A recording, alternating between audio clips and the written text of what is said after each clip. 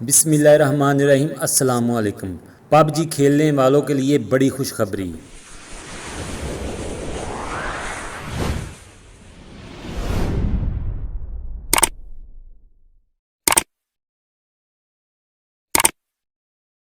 जैसा कि 1 जुलाई 2020 को पाकिस्तान में पबजी को बैन कर दिया गया था।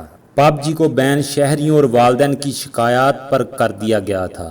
पबजी को बैन पीटीए ने किया था, लेकिन अब पबजी खेलने वालों के लिए बड़ी खुशखबरी ये है कि जस्टिस आमर फारूक ने पीटीए को हुक्म दिया है कि वो फौरी तौर पर पबजी पर जो पाबंदियां लगाई गई हैं वो हटाए और पबजी पे जो बैन लगाया है उसे फौरी तौर पर हटा के पबजी को बहाल किया जाए। आज जब जस्टिस आमर फारूक के सामने पीटीए ने ये केस पेश किया तो जस्टिस आमर फारूक ने पूछा कि पबजी पे किस बुनियाद पर पाबंदी लगाई गई थी। तो पीटीए की तरफ से ये जवाब आया कि बहुत सारे शहरियों और वालिदैन की तरफ से हमें शिकायत मसूल हुई थी, जिसकी बिना पर हमने पबजी को बैन कर दिया था। ये केस पबजी की कंपनी जो पाकिस्तान में काम कर रही है उन्होंने पीटीए को चैलेंज किया था, जो केस अब पबजी जीत गई है और जस्टिस आमर फारूक ने फौरी तौर पर पीटीए को हुक्म दिया है कि वो फौरी तौर पर पबजी से बैन हटाए और पबजी को ओपन कर दे। इसका मुकम्मल फैसला 7 रोज़ के बाद किया जाएगा।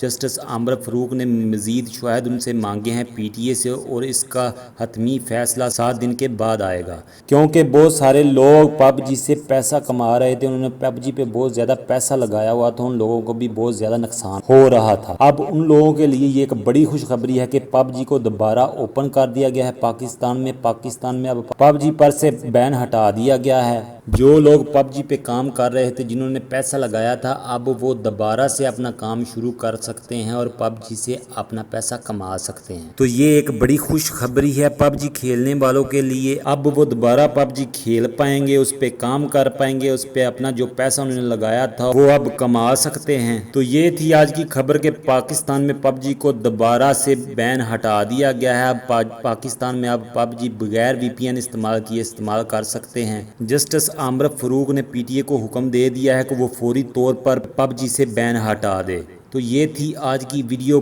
पबजी खेलने वालों के लिए। इस वीडियो को अपने दोस्तों के साथ शेयर करें, मेरी वीडियो को लाइक करें और मेरे चैनल को सब्सक्राइब कर लें। मिलते हैं किसी नई वीडियो में, तब तक के लिए इजाज़त दें। अल्लाह हाफिज़।